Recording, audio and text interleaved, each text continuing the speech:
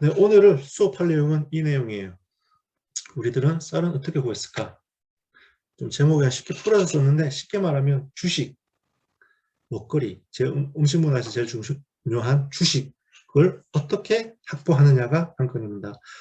모든 나라 다 똑같아요. 그 나라가 유지가 되려면 기본적으로 그 나라 사람들이 많이 먹는 주식 확보가 제일 중요합니다. 만약 그게 제대로 되지 않으면 그 나라는 망하거나 폭동이 나거나 이렇게 되겠죠. 뭐 미국이나 이런 나라는 주식은 뭐 밀 확보에 관심 갈 수밖에 없죠. 중국은 쌀, 우리나라는 또 쌀이죠. 유럽은 주로 밀이고 우리나라 뭐 좀 동아시아 같은 경우는 쌀인 경우가 많이 있는데 그 나라에서 제일 중요한 주식을 어떻게 확보하느냐, 그게 우리나라를 중심으로 한번 살펴보겠습니다. 우선 영상 하나 잠깐 시청하시고 수업을 계속하겠습니다.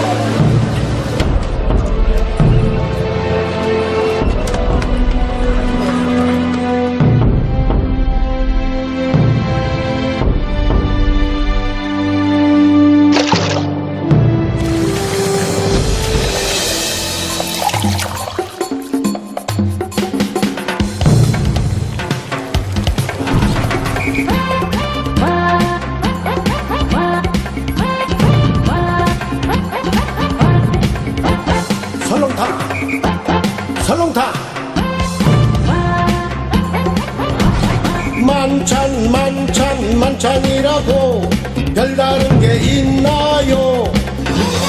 돈 버리고 속 버리는 양주보다 막걸리가 좋고 설렁탕 한 그릇에 김치를 놓으면 배불리 먹고 술 기분도 같은 만찬이 아니겠소.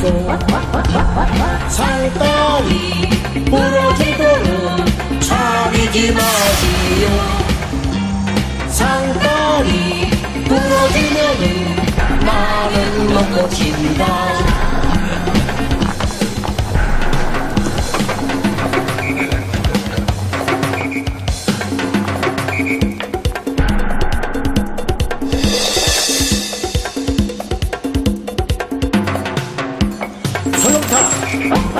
설렁탕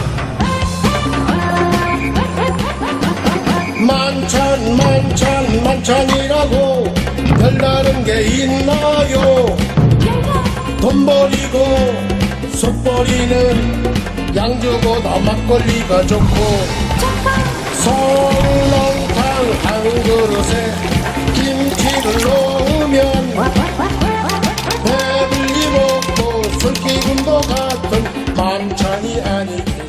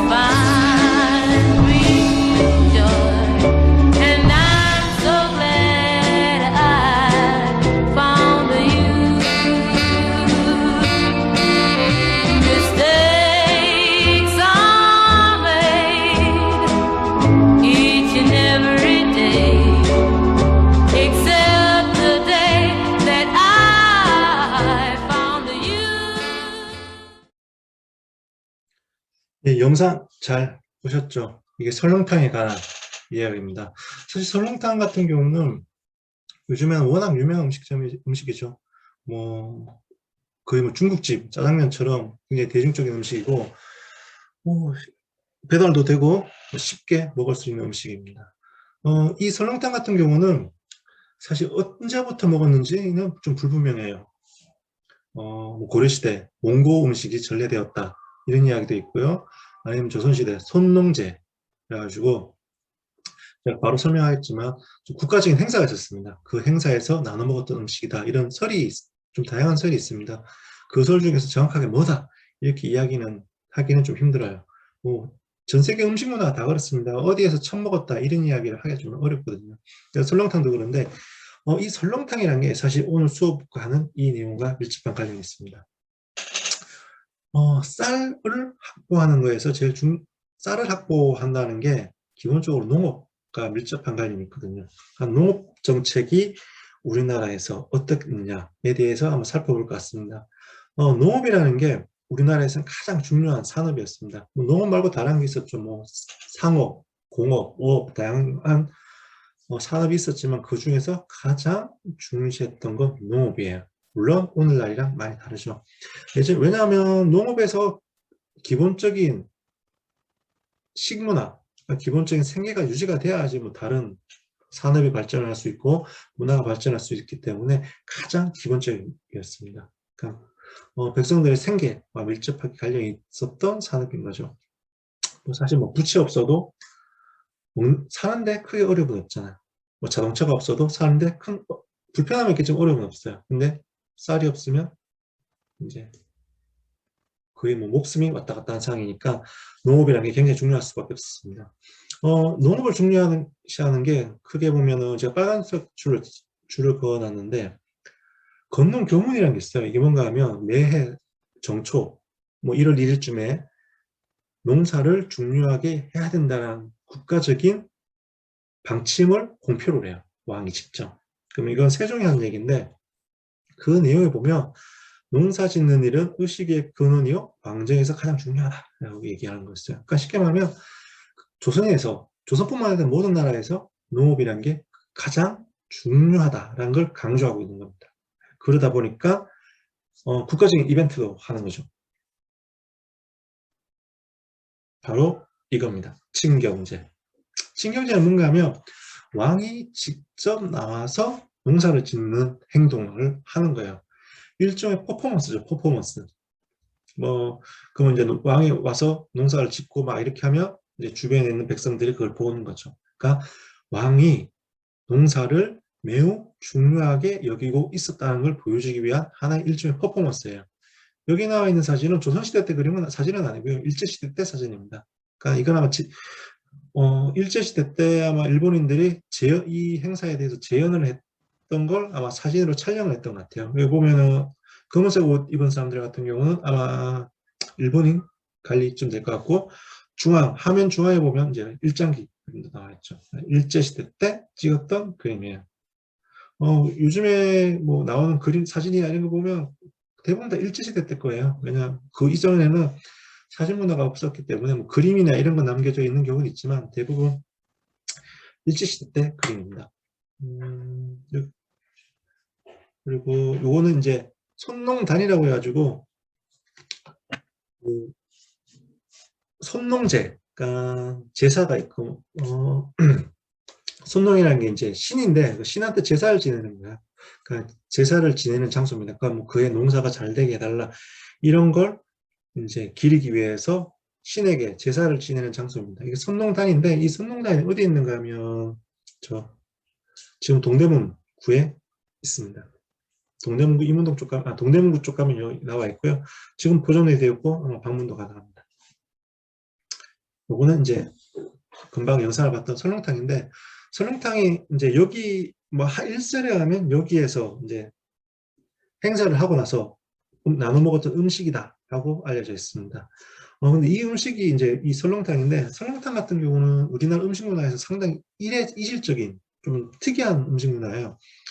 그 국물 색깔 보면 어떤가 하면 뿌옇죠. 흰색이죠. 잠시만요. 흰색이죠. 근데 우리나라 음식 문화는 주로 흰색이 아니고 맑은 색이에요. 맑은 국이라고 하죠. 그러니까 맑은 색이 기본적이었는데 이거 여기 보시면 이제 흰색 국물입니다. 그리고 간을 소금으로 주로 하는 방식은 최근에 등장한 방식이고 우리나라의 전통 음식 같은 경우는 소금 간이 아니라 간장으로 간을 하죠. 그러니까 이 음식 문화는 좀 우리나라의 전통적인 음식 문화랑 많이 다른 방식입니다. 사실 불분명한 게 많이 있어요. 설렁탕이라는 게 워낙 아마 조선시대 때 사람들도 먹었던 것 같은데 이런 음식, 이런 형태의 음식 문화는 아니었을 것 같고 이게 아마 일제시대나 이럴 때 약간 변형이 됐을 가능성도 있어요. 또 음식 문화라는 게 뭐 천년 전의 음식 문화가 그대로 지금까지 전해지는 경우는 거의 없거든요. 주로 이제 시간에 따라서 다양한 음식 문화가 발전을 하는데 특히 우리나라 같은 경우 일제시대 때 음식 문화가 많이 바뀌었어요. 뭐 대표적인 게 우리나라 음식 문화는 기본적으로 단 음식이 굉장히 드물어요. 그러니까 전 세계적으로 단 음식은 많이 드물었어요. 요즘에는 음식이 보면 단 음식이 많잖아요. 뭐 당장 편의점 가도 초콜릿이 엄청 많이 있잖아요. 뭐 빵도 달고 단 음식이 되게 많이 있는데 단 음식이 설탕이 가미된 단 음식이 발전을 한 거는 최근 일이에요. 음식이 달게 만들기 위해서는 이제 기본적으로 설탕이 확보가 돼야 돼요. 대량의 단맛을 내는 조미료, 뭐 설탕이 확보가 돼야지 음식 문화가 발전할 수 있는데 설탕이라는 게 대량으로 생산된 게 최근 일이에요. 그게 이제 서구 제국주의가 아프리카나 아니면 저기 아메리카 쪽 가가지고 대규모 농장 경영을 해서 거기서 수확한 사탕수수, 뭐 사탕무이기도 있어요. 그거를 수확을 해서 그거 가지고 이제 설탕을 만드는 산업이 발전한 건 거의 최근이에요. 한 100년 정도밖에 안 됐어요. 대량으로 생산된 거는. 그때부터 이제 설탕이 보급이 되고 음식 문화가 달게 바뀐 겁니다. 우리나라도 똑같고 이건 전 세계적인 현상이에요. 그 이전에는 단맛을 내는 건 하나밖에 없어요. 꿀. 뭐 물론 지금은 좀 차이겠지만 주로 꿀을 많이 하는데 여러분들이 아시겠지만 꿀도 지금은 꿀을 좀 구하기 쉽지만 예전에는 거의 뭐 채취를 해야 되거든요. 그러니까 꿀 확보가 쉽지가 않아요. 그러니까 단 음식 문화가 발달을 하게 된 계기는 사실 100년 정도고 특히 일제시대 때 우리나라 음식 문화가 좀 달게 많이 바뀌는 겁니다. 여러분들이 좋아하는 단팥빵 문화도 사실 일제시대 때 산물이에요. 그러니까 우리나라에서 굉장히 유명한 단팥빵, 역사와 전통이 오래된 단팥빵이 군산 지역에서 군산 이성당이죠. 이성당에서 이제 많이 발전했는데 이성당 지역 군산의 이성당이 이제 단팥빵이 발전할 수 있었던 이유 중에 하나가 그 지역이 예전에 일본인들, 부자들이 많이 살았어요. 왜냐하면 일제시대 때 거기가 대표적인 쌀 수출 지역이에요. 그러니까 쌀을 수출하면 돈을 많이 벌잖아요. 그 돈으로 그 지역에서 자식들이 좋아하는 음식 문화를 발전을 하고 그게 지금도 군산 지역에 가면 남아있어요. 뭐 일본식 뭐 절임무 같은 것도 있고요. 뭐 약간 뭐 좀 단 음식 같은 게 그 일대 지역에 많이 남아 있습니다.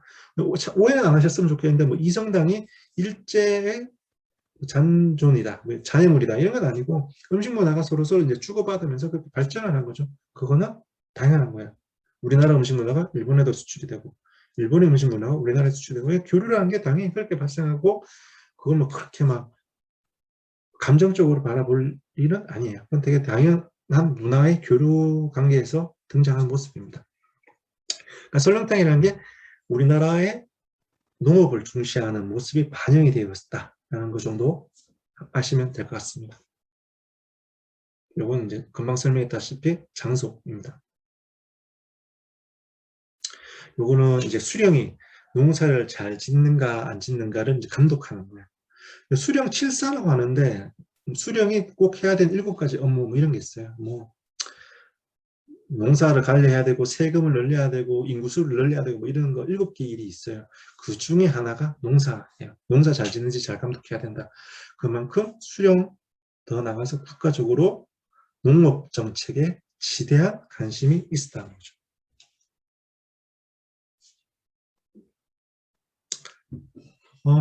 농업이라는 게 제일 중요한 게 뭔가 하면 기술이 발전을 하면 할수록 농업 수확량은 늘어날 수밖에 없습니다.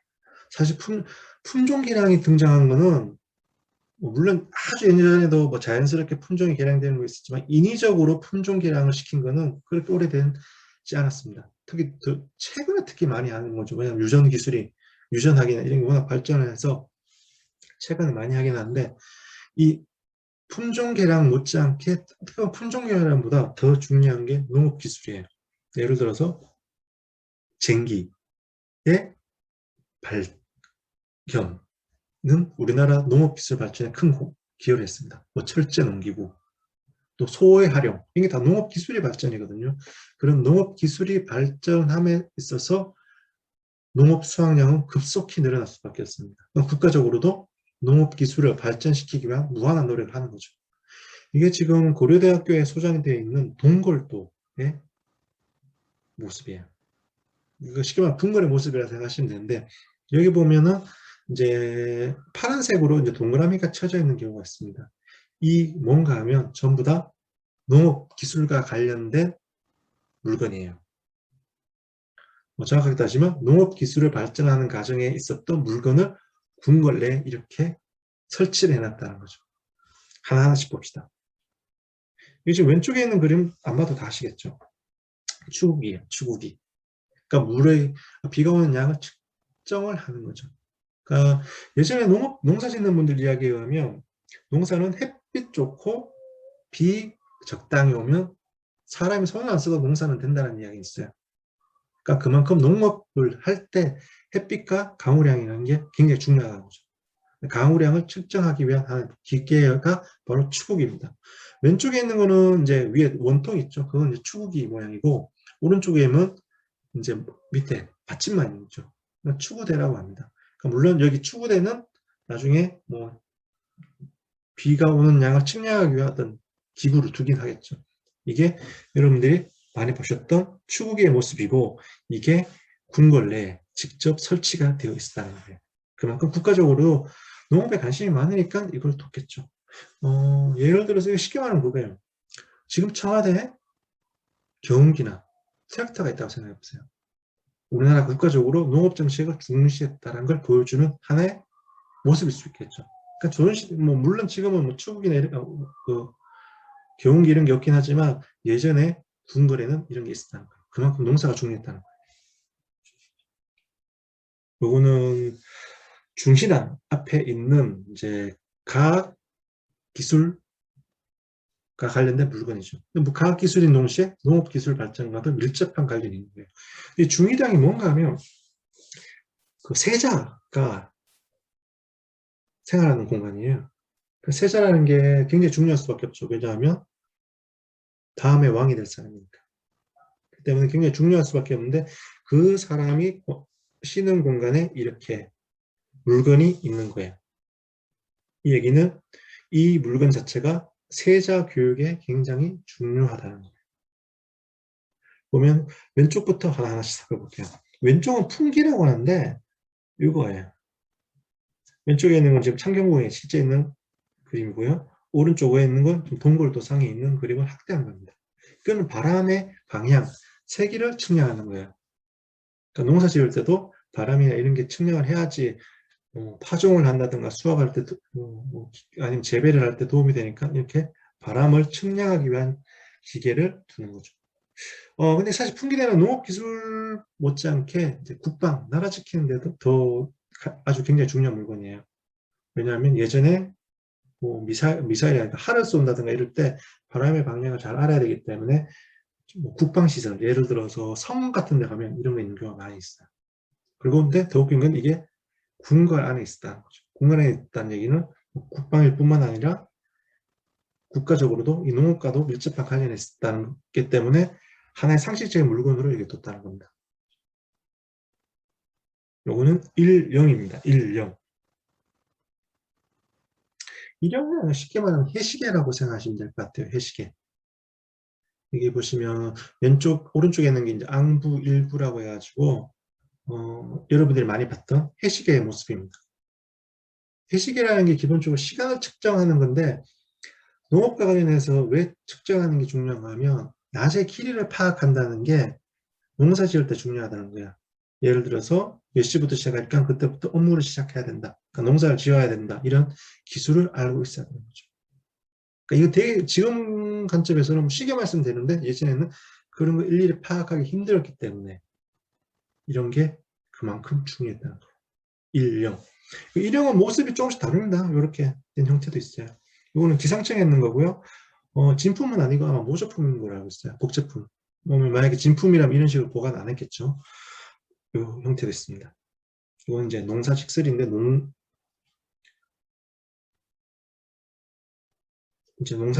농사직설 같은 경우는 이제 뭔가 하면 농서라고 해가지고 농업기술과 관련된 가장 중요한 내용을 정리해둔 거예요.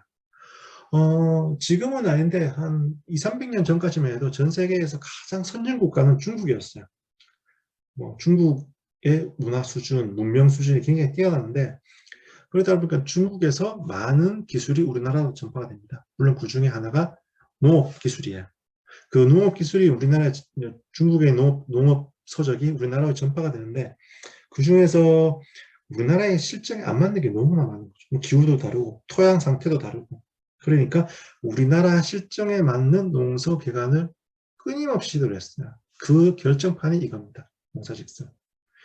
이게 아마 우리나라 실정에 딱 맞는 농서인 거죠. 물론 그 외에 계속 이런 유사한 책이 나옵니다. 근데 이거는 이제 국가적으로도 세종께서 아주 큰 노력을 해서 만들어진 책자인 거죠. 지금까지 보셨다시피 국가적으로 농업기술을 증가시키기 위한 수많은 노력을 했습니다. 그게 과학기술에 반영이 되는 경우가 있었고 아니면 하나의 페스티벌, 하나의 세레모니, 하나의 이벤트 같은 손농제 같은 이벤트도 하게 됐죠. 그 과정에서 손농탕 같은 음식 문화가 등장하게 됐고 근데 그 중에서 특히 농업기술과 관련해 가지고 가장 중요한 사건이 바로 이겁니다. 이항법. 이항법과 관련해 가지고 영상 하나 보시고 계속 수업 시작할게요.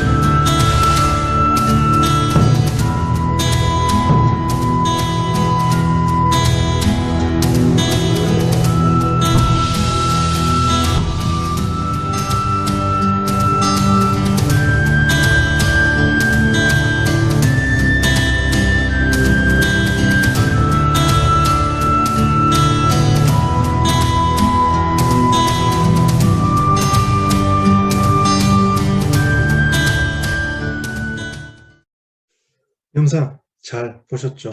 이항법과 관련된 영상입니다. 여러분들이 지금 많이 보셨다시피 이항법이라는 게 쉽게 말하면 모내기 하는 거예요. 근데 이항법은 기존에 있던 집합법, 즉 그냥 그 논에다가 씨를 뿌려서 그대로 수확하던 방법보다 많은 이점을 가지고 있었습니다. 뭐 영상에도 나왔다시피 뭐 제초 인력이 많이 감소가 돼요. 근데 그거보다 제일 중요한 게 뭔가 하면 수확량이 많습니다. 이것저것 다 떠나서 이항법이 좋은 거는 수확량이 많다는 거예요.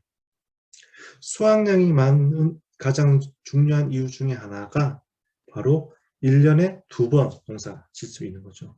이항법이라는 게 모판에서 모를 기르거든요. 근데 그 기간 동안 논을 다른 작물을 재배할 수 있는 거죠. 뭐 보리를 파종하는 경우가 있겠죠.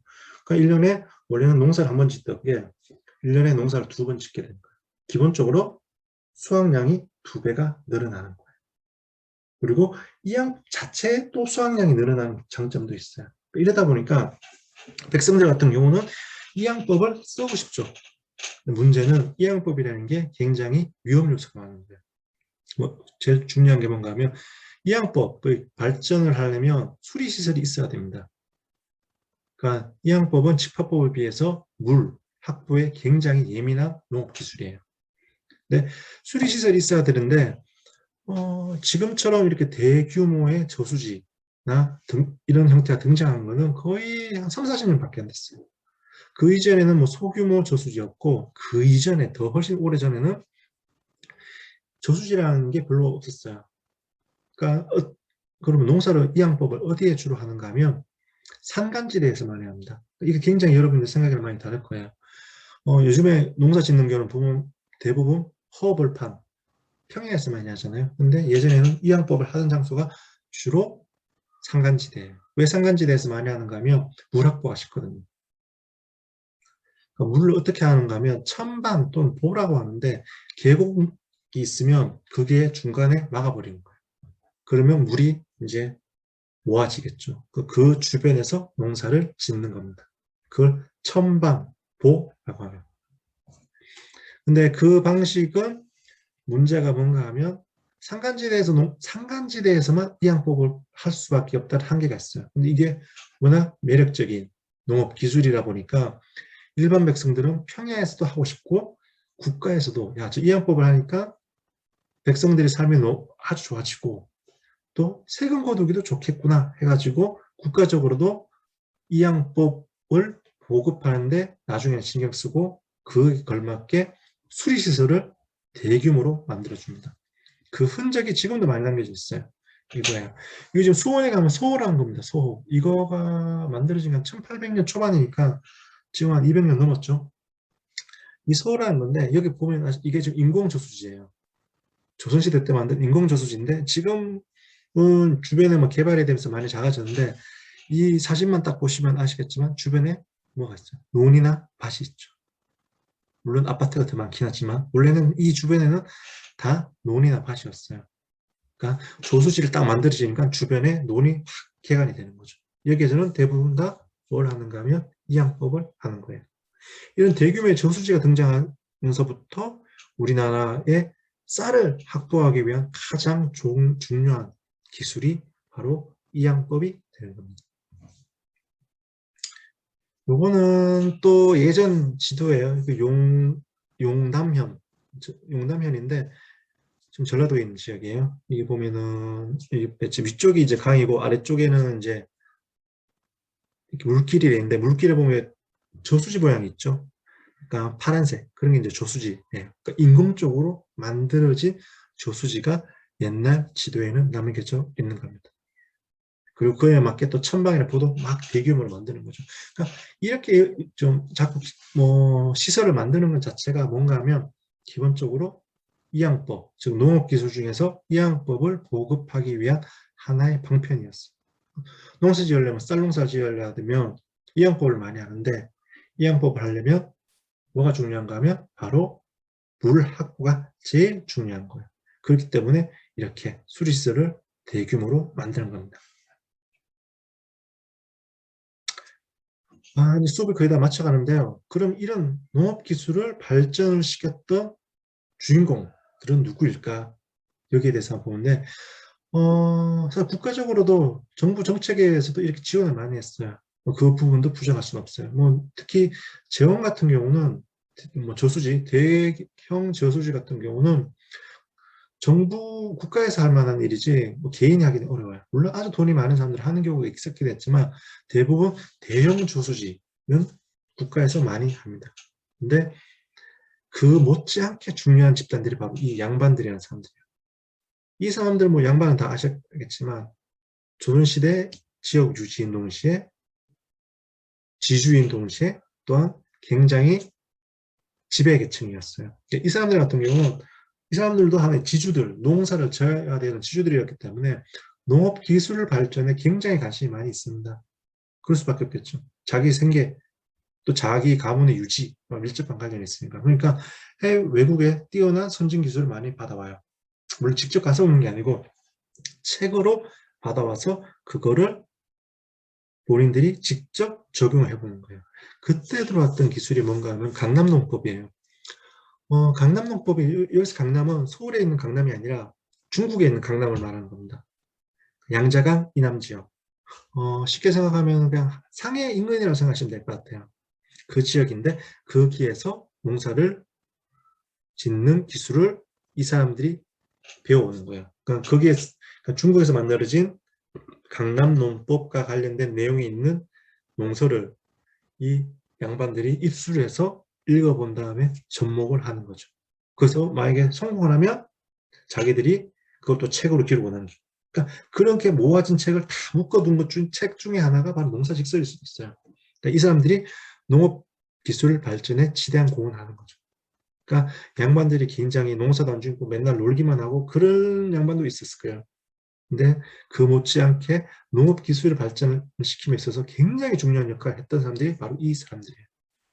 외국에서 기술도 배우고 그걸 자기 농경지에 사용해보고 그걸 다시 책자 형태로 만들고 그래서 양반들끼리 서로 돌려보고 그 돌려보다 보고 다가 국가에서 야 저기에 있는 농서를 다 모아오라 그런 거 다 올리면 그걸 다시 국가적으로도 책을 하나 더 만들고 이게 조선시대 농업정책의 하나의 흐름이었어요. 그리고 또 농사짓는 풍속도입니다. 예. 수업은 이제 이렇게 마치고 마무리 한번 드리면, 조선시대, 우리 역사에서 농업과 관련된 다양한 정책이 있었다. 그래서 농업을 중요시하는 정책을 시행했던 거예요. 그에 맞게, 선농제라는 행사도 하고, 그 과정에서 설렁탕이라는 음식물도 등장하고, 그와 관련된 당연한 농업기술, 이양법 보급, 이런 게 있었다는 거죠. 그게 다 국가에서 제일 중요한 백성들의 생계와 직결되어 있었기 때문이에요. 쌀이라는 게. 그러니까 이 쌀이라는 걸 확보하기 위한 국가의 아주 큰 노력이 이렇게 있었다는 거죠. 오늘 수업은 이렇게 마치고 그러면 다음 수업 시간에 계속 뵙겠습니다.